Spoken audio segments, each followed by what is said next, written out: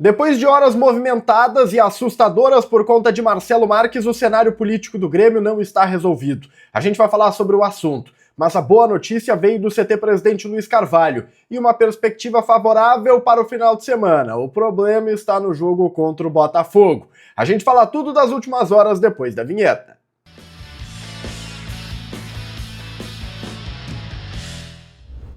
Salve galera, tudo certo com vocês? Chegando aqui no A Dupla para destacarmos o Grêmio. Eu sou o Matheus Dávila e nós vamos juntos para falarmos sobre as últimas horas. Esse é o Diário do Grêmio KTO.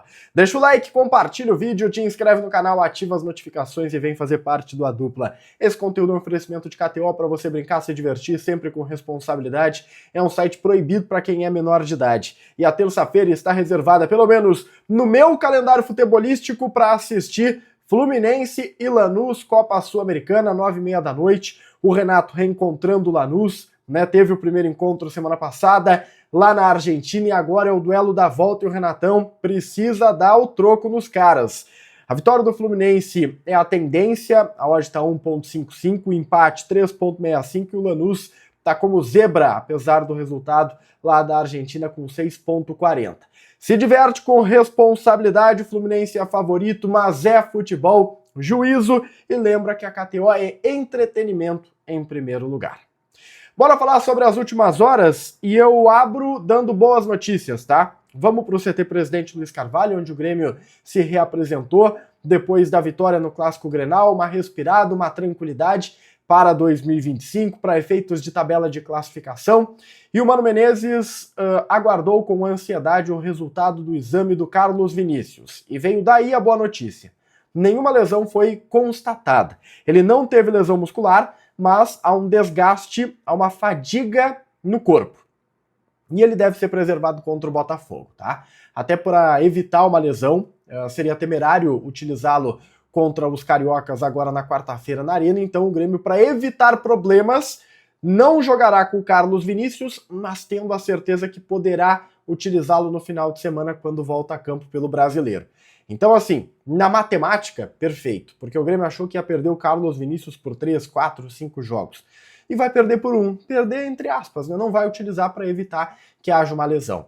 Um outro jogador pode ser preservado desse jogo e aí aumentaria a lista de problemas do Mano para escalar o Grêmio contra o Botafogo, e a gente sabe da força do Botafogo, né? Que é o Cuéllar. O Cuéllar sentiu dores musculares no Clássico Grenal. Ele requer um cuidado especial, a gente sabe que a parte física do Cuéllar foi um problema muito grande no primeiro semestre, e por conta dessas dores o Mano deve preservá-lo. E aí a gente está falando de um meio-campo que pode abrir contra o Botafogo com Dodi e Alex Santana, mas aqui é especulação, o treinamento desta terça-feira que será determinante para a definição desse time, desse esquema, inclusive, né, para o jogo contra os cariocas. Só lembro que o Arthur está fora, porque o Arthur tomou o cartão vermelho, cumpre suspensão naturalmente. O Grêmio também estará desfalcado no banco de reservas. O Mano Menezes tomou o terceiro cartão amarelo e não poderá comandar o time na beira do gramado nesta quarta-feira. Quem também não poderá estar é Sidney Lobo, auxiliar técnico, braço direito do Mano, e na hierarquia o número 2 da comissão técnica. Ele foi expulso no Clássico Grenal.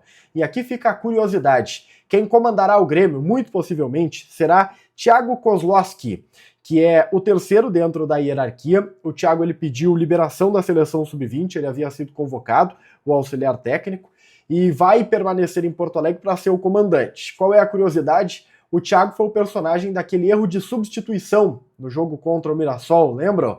Que o Mano pede para tirar o João Pedro e acaba saindo o Alisson, e o Pavon entra no time, dá uma confusão no banco, uma discussão muito grande. Mas foi um erro ali de comunicação, é um profissional super respeitado dentro do Grêmio, profissional muito querido pelo Mano Menezes, e ele será o comandante neste duelo contra o Botafogo.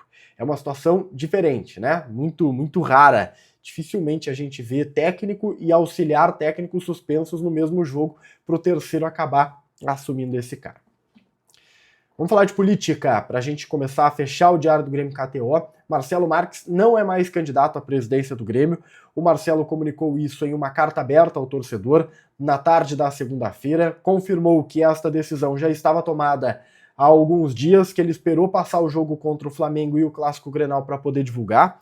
O Marcelo, ele coloca muito em razões pessoais o motivo da sua desistência. Saúde mental foi talvez o principal argumento utilizado pelo Marcelo Marques. E a partir de agora, o bastidor político do Grêmio está uma bagunça completa, tá? Existe até algumas pessoas desesperadas sem saber o que vai acontecer. Tem eleição para o Conselho Deliberativo nos próximos dias e o Marcelo Marques era o nome forte da chapa. Vai saber. O cenário político está muito mexido. Existe uma especulação, tá? E é um debate que está acontecendo sobre um novo nome surgir na chapa que seria do Marcelo Marques como presidente, que é o do Antônio Dutra Júnior. Ele era o candidato original. Quando ele vai até o Marcelo Marques, tem a conversa e eles definem pelo Marcelo Marques, na verdade o objetivo era que o Antônio Dutra Júnior fosse o presidente, e o Marcelo Marques entrasse na chapa ali como alguém do conselho de gestão, né? Entrasse ali como um participante. Mas o Marcelo pediu naquele momento para ser o cabeça. Pois é, acabou desistindo 2 vezes. Marcelo Marques não será candidato à presidência do Grêmio. Ele afirma que é uma decisão agora sim sacramentada, que não vai voltar atrás, e o Antônio Dutra Júnior pode ser um pré-candidato. Vamos ver o que vai acontecer nas próximas horas e as definições que estão chegando por aí.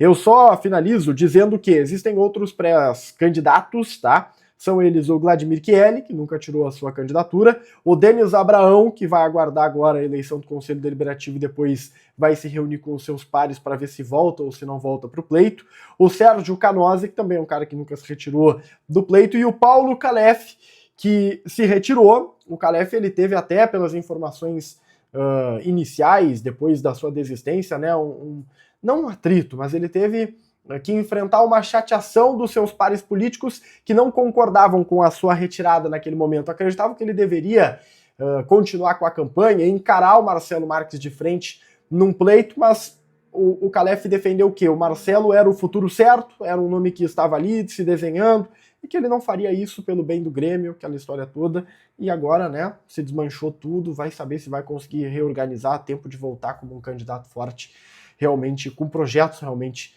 sustentados. Tá uma baderna nesse bastidor político do Grêmio depois do que aconteceu. Deixa o like, compartilha o vídeo, te inscreve no canal, ativa as notificações e a gente se vê. Tchau, tchau.